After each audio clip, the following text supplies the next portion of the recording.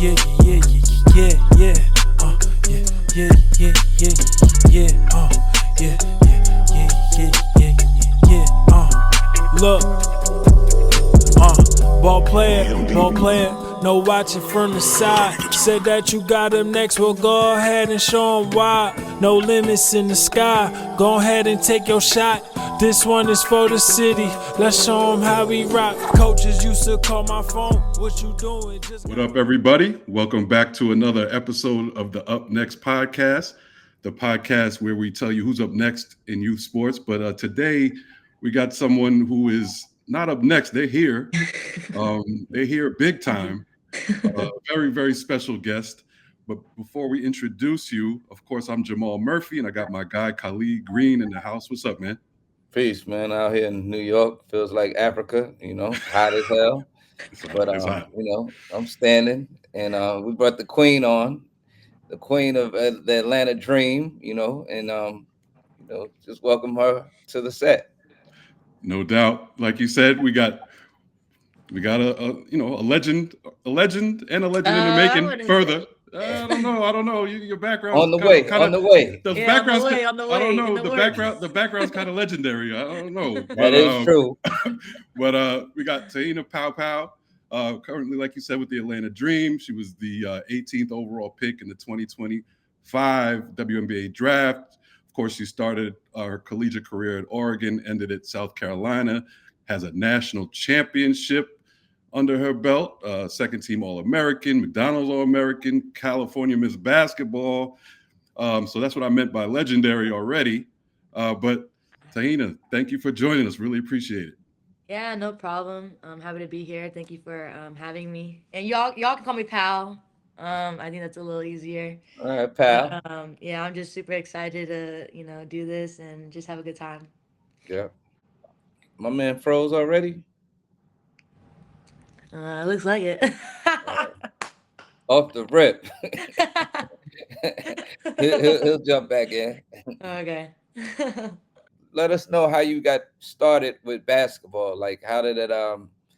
When did basketball become your love? And when did the vision of becoming a big time player begin?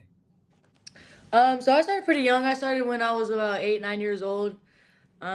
Just out and about playing ball, not worried about the bills, not worried about nothing. Just getting in there and playing with my team, my peoples. And then my name started to grow when I was in eighth grade. Summer going to my eighth grade year, I had a few offers coming from a few D1 schools. I really thought I could really do something, so I ended up playing in high school and doing all that. And then I didn't realize I really wanted to go pro until probably my second year in college. I know that's pretty late for a basketball player, but like it's just something that I really could envision myself in. And when you watch the W, I really felt like I could really compete and play and go against grown women. And I really felt like in my sophomore year of college that I could do that. And so I just continued to work hard, and that's where I am at today. And how was your like high school experience? Like, what was like? Because AAU has changed over the years, Oh my gosh, yeah. and how was it for you? How was your experience as an AAU player in high school? I mean, so my first 2 years of high school, I tore my ACL. So that was a struggle for me, getting my name out there. But there was one school that always stuck with me during that struggling time, and that was Oregon, and that was one of the reasons why I stuck with them, because I appreciated their loyalty with me. And I did play for our independent team. I think that's what they're called now. Yeah. And oh yeah, but we always went to like the big time circuits where a lot of the big time AU squad played in, and just to get my name out there and my teammates as well. But it's changed a lot. I mean, I feel like a lot of AU this time around is all about the media, the camera, but that's just me looking from an outside perspective. I felt like when I was in AAU, it was just for the love of the game and wanting to go to schools that wanted you and just be able to go out there, play free, play with your peoples, and just have a really good time and create relationships from those type of those events or tournaments. And it just feel like the love of the game is slowly dying away, and I just feel like a lot of people need to get that love back from the game. And Coach Daly always said that good basketball will always reward itself, and that when good basketball rewards itself, the love is always going to be there.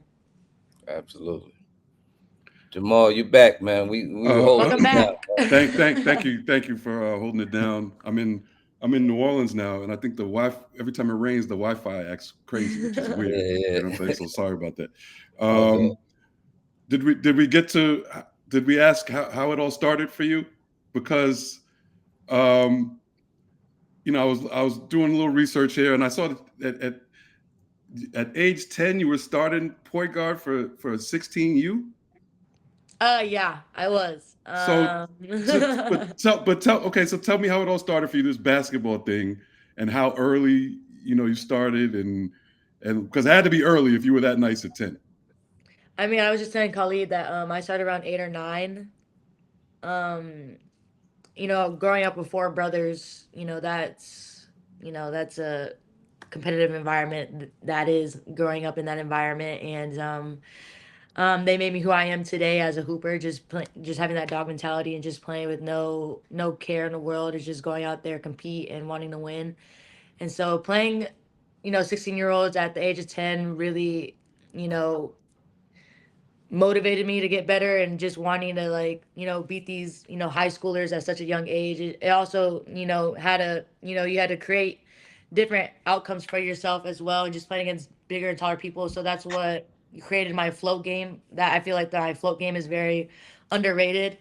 Um, and that's one of the things that I take pride in, just because of how it's really hard to guard and it's really hard to block when you get that float in the paint. And so that's what really created my inside game, is just playing against taller and bigger players and just getting it off quick in the paint. And so just be able to play against older people at such a young age, I think is also a lost art nowadays. I feel like a lot of kids, are held back so that they can compete. But I feel like when you play at a young age, playing against older people, that's like creates that dog mentality, and knowing that I got to be better than these high schoolers or whoever you play against. Was it tough? I mean, like creating a name for yourself at such a young age, to where like other people are, obviously start hearing about you and know who you are. Your competition kind of have like a target on your back. Was that tough? Like being known at such a young age and still, getting to the level you got to? I mean, it was tough. I was just telling him that I play for an independent squad. So when you play for an independent squad, it's kind of hard to get your name out there. But if you're like a hooper, then they'll come and find you. And I felt like a lot of them came and found me. Not to sound prideful, but it's just something that puts a chip on your shoulder. Like, hey, these people are gonna come for you, no matter if you're playing for a UIBL squad, Adidas squad, independent. Like, it don't matter. Like, hoop is hoop, and that basketball's gonna find its way to, play good hoops for real. Hmm. And you said you went to Oregon because they stayed 10 toes down with you when you went through your injuries. Uh-huh. Um, how was the like? What was the differences in experience between playing at Oregon and playing, for Dawn Staley in South Carolina? I feel like it was a big difference. I mean, shout out to Oregon. I loved Oregon with all my heart. Um, but there was just a time in my life where I wanted to win. I wanted to get my name out there and be on a bigger platform, to where they would know me in the draft, in the in the pro draft. And so that's one of the main reasons why I left Oregon, was just so I can get my name out there and just be able to, get a better stock into my draft stock. And I mean, Coach Daly runs her program like a pro program. I mean, I came into the pros, and it just felt like another practice at South Carolina. And so, like, it was just something that I really admired about her, and how she carries her culture and herself, and just how she gets everyone to buy into her culture. And it's something that, is something that I was searching for, and something that I loved, and something that I will call South Carolina forever home. What's Dawn Staley like? I know you probably get this question a lot, but what's she really like? I've spoken to her a couple times, and she just seems like the realest person ever. Like a complete straight shooter. Is she like that with? She's probably more like that with you guys. Yeah. Nah, she really cool people. I mean, whatever you see on social media is what you get in real life. I mean, she's real genuine, straight shooter like you said, and she's just straight up. I mean, She tells you stuff you don't want to hear, tells you stuff that you do want to hear, but at the end of the day, she just wants what's best for you and for your career, not only as a hooper, but also as a woman as well. And she's has spoken a lot of life, not only to me, but others as well. And it's just something that I really admire about her, and she's just an inspiration to all. Did you talk about? I know you mentioned the high school injuries. Did you talk about that already in terms of what that, because you had two major ACL injuries Yeah, in I the did first back to back. in Yeah. the first in the first 2 years of high school. Yeah. Yeah, I mean it was a struggle. I was just telling him that um those two injuries really set back my life, but at the same time, at the end of the day, they're just injuries. You still got life to live. You still got people to, tend to. I mean, basketball at the end of the day is just basketball. It's not going to be there forever. You're not going to play it forever. And so, what's your next step after basketball? And that's relationships. And that's, I created a relationship with Khalid. We met at OTE, and Right. we created that relationship from there. And here we are today. And so, I mean, it's really cool, but it's just something that really put on the back of my mind, like, what am I going to do after basketball? And injuries suck, but at the end of the day, I'm blessed to be still playing the game that I love, and just, all glory to God for bringing me back from those two major injuries, because not a lot of people can say they did that and keep playing the game that they love. And so, it was a lot of support and love from my family during those hard times, and I still lean on them during those moments I struggle as well. Were they like, obviously it was a huge setback, but looking back on it, did it change you in a positive way at all, or in term, even like basketball wise, did it change your game in any way that Um, helps you now?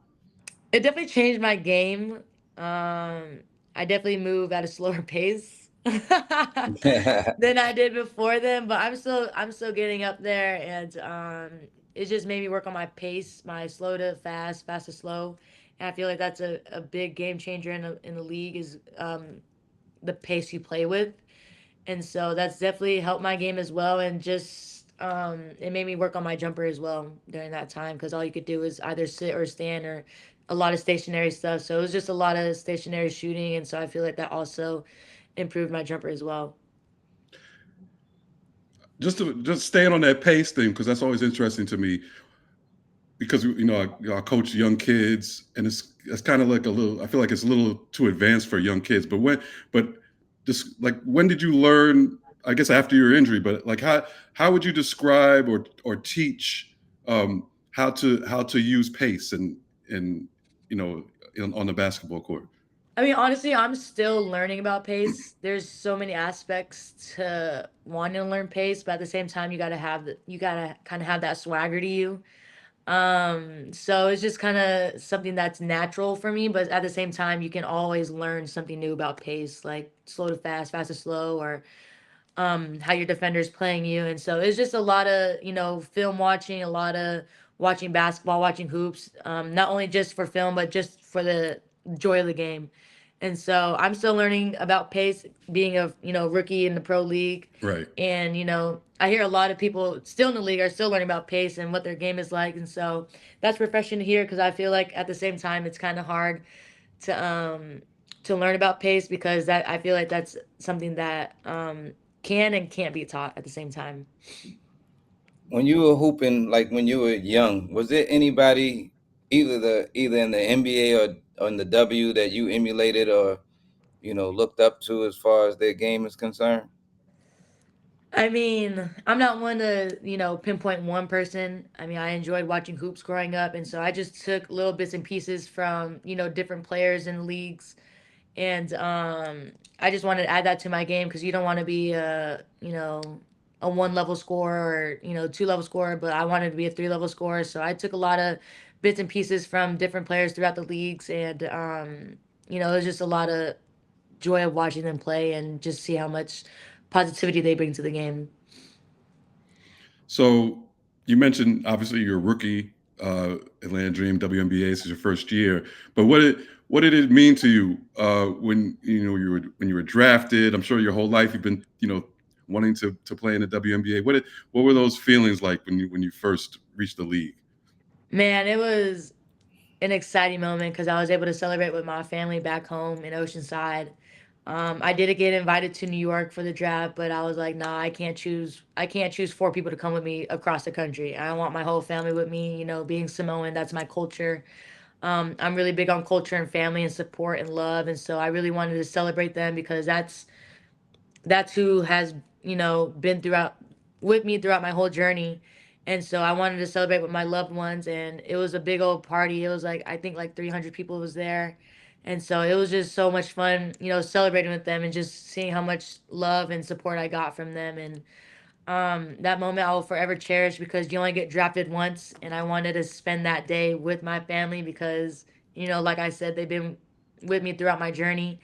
And so that's just a moment that I will forever cherish and forever love, just because I was able to be with them on that day. And um just finding out I was being drafted to Atlanta was just a dream come true. No matter where I was going to be drafted, it was just something that I've always wanted it to do.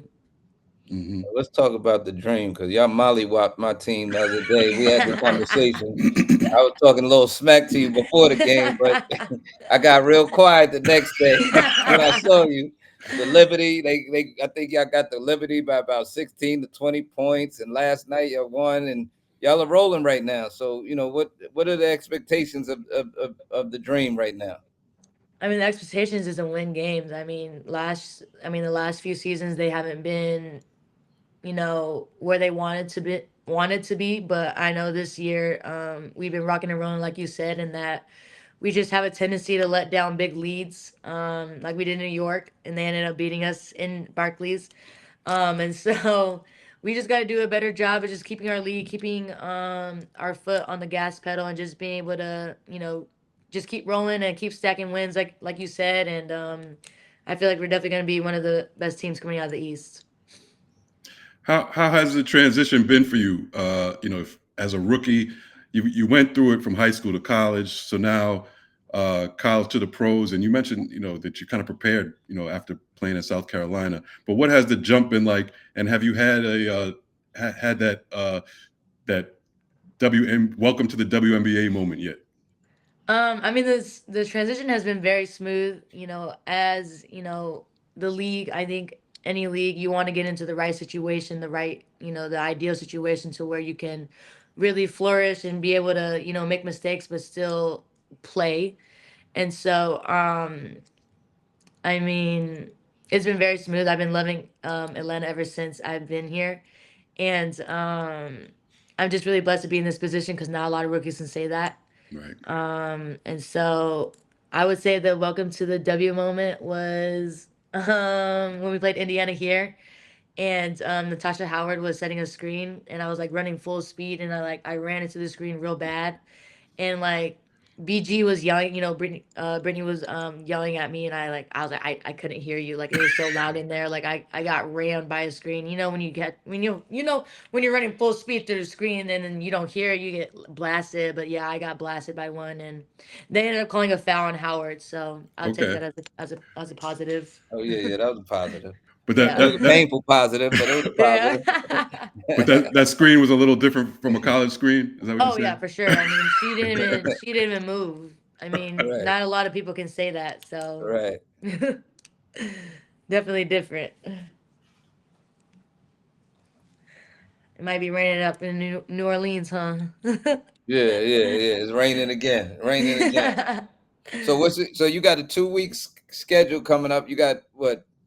Back to back games. How long? How long is this stretch coming up? Oh, it's gonna be very long. We're on the road for about 4 or 5 weeks. Ooh. We got Indiana this week, and then we got New York on Sunday. Then we got Chicago next week, and then we got Vegas. We got Phoenix. So we'll be on the West Coast, the East Coast, South. We'll be everywhere in this next month. So we're excited, but we know it's gonna be a long journey, and that as the season's long, and so we just gotta take care of our bodies, take care of our mental, and just be prepared for this long stretch. Is this the longest stretch you've been on the road since being a rookie? Oh yeah, for sure. I mean, I haven't played. I've been nonstop. I mean, season ended in April. Then you got the draft and then training camp. So I've been going nonstop. I haven't had a break. Right, College season is long as well, right, and right. so going right into college to the W, it's been a long journey for sure. And I'm still pushing. So I'm just really blessed to say that. Yeah, yeah, Are you looking forward to that break? I mean, I low key kind of hit it already, but um, like I said, you just gotta keep pushing through, keep praying, keep my head up, stay positive throughout the whole time because I know it's a long season, but I also played a long season as well within college because we ended up going all the way to the national championship and then got mollywopped by UConn. And then next thing you know, I'm in the draft. And then next thing you know, you're in training camp and then season starts. And so I'm just really blessed to keep playing. But at the same time, I just got to keep my head up high and stay positive throughout, when you feeling burnt or, like you said, hitting a brick. yeah. Mm.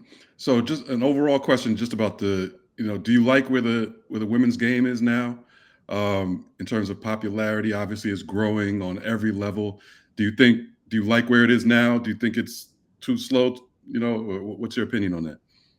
Um, I mean, I love it. I mean, you always want to have the game grow, but at the same time, it can pick up the pace can be picked up a little faster, but at the same time, um, I'm just gonna sit back and keep doing what I'm doing just because I'm a rookie and I'm just still trying to fixate what I want to do, and just keep spreading love and support to all those that are still playing and just keep doing what they're doing. But I like the pace that we're going, and the CBA negotiations are being negotiated. So we're gonna see what happens from there, and just keep it pushing.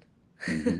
Hmm. That's the motto WNBA, right get them now, is to ladies keep it more money, pushing. man. Bring more money for the ladies, man. Yeah, yeah. Especially, it's real out there now. Yeah, give the sisters more money, man. That's what needs to happen. I'll say it. Yeah, no question, no question. All right, so before we let you go, I'm gonna hit you with some rapid fire questions. Obviously, nothing too crazy, but just tell me your answer off the top of the head. All right? Yeah. Right now, she's saying Khalid set her Yeah, set her up. all time, All all time time. favorite women's player. Gotta go Elena Deladon. She be Okay. slept on. Yes, I she feel like her is. name is not out there enough. She is nice. That's a good one. Um, all-time favorite NBA player. Ooh, this going. Oh my gosh, I can't. I gotta go LeBron. Okay, Gotta go okay, Ah. LeBron. okay. I mean, it's your favorite. I didn't say best. I said favorite. But Favorite? he could be the best. But I'm just saying. I didn't mean Oh, to diss him. favorite. Yeah, Michael just favorite. Jordan. Oh, your Michael favorite is Michael Jordan. Jordan. Oh Yeah, wow. Okay, yeah, Okay. okay. yeah, So yeah. you I so thought, you yeah, so you were watching YouTube clips then. yeah. I was. You can put that in there. That's I was watching YouTube no, clips. My No dad, that's doubt. my good. dad made me watch YouTube clips of Michael Jordan, y'all. Thank No well, that's doubt. that's No great. doubt. That's a great dad right there. That's a Right. very very smart dad Very right smart dad. Go there. ahead. No question. Okay, I'm gonna keep it current now. Is there one current WNBA player that I know you might not, I don't know if you want to admit it, but that you looked up to the most that's currently in the league? Oh, gotta be my girl Kelsey Plum. Okay, That's my day one right there. okay. Okay. And what about your favorite current NBA player? Favorite current NBA player. Ooh, I gotta go Cade Cunningham. Okay, I like these answers right here. Yeah, he Yeah. tough. He's tough. Biggest outside of basketball. Biggest hobby outside of basketball. I do word searches. I'm just now getting to Legos, but I don't think I'm gonna stay with Legos for quite a while, so I'll just say word searches. Did he freeze up again? You got us looking bootleg. New Orleans, for New Orleans, we got to do better. Yeah, we got New Orleans got to do way better. At least I figured out now. I gotta sign off and sign in again each You time. better bring out that. But You got to bring out the aluminum foil, man, like it's back in the ridiculous. day. It's ridiculous. Um, okay, next one. Favorite music artist. Favorite music artist, gotta go with the OG Drizzy Drake. I mean, nothing, he can't do no wrong. Okay, I'm Always a good gonna be go quiet to. on that one. I know I said OG, he's not an OG, but I just gotta go with Drake. I get it. I get it. Yeah, favorite sport besides basketball. Oh, Favorite sports besides basketball to play or watch? To play. play, play. I'm gonna say volleyball. I like to play I like volleyball. that. And I'm gonna end it before I get cut off again. But what's the best game you ever had on any level? Best game I ever had on any level. It was probably at UConn versus UConn at the crib in South Carolina at Colonial Life Arena. I think I had 21. Um, I think I don't remember. I had some big games against UConn, except for the last national championship game where we got mollywopped. So we won't bring that Right, up. right, right, right, right. I was rooting for y'all too. It got Yeah, it okay. got dark Yeah, it early, got but I was ugly. It rooting got for ugly y'all. fast. It Yeah. got It got dark. ugly fast. Yeah, Yeah, we Happens got to the dogged. I guess it happens to the best of them, as they it say. does. You know what I'm saying? But thanks so much for joining us. We really appreciate it. This was great. We had the great Te-Hina Paopao with us, or Pow as she wants to be called. Wow. Currently with the Atlanta Dream, of course, and South Carolina national champion. I already ran through all her accolades. Thank you. Yeah, no, I appreciate you. When so y'all play tomorrow? We play Friday, I believe, and then we All play right, I'm gonna Sunday tap versus in. New York. Yep, I'm gonna tap tap in, in. tap in. Y'all are my second best team that I root for now. Only because of Type, you, type, sis. type. Only because of you. I Gotta gotta appreciate gotta that. spread love the Brooklyn way. I appreciate that. Y'all have a good one. All right. Peace. Thank you.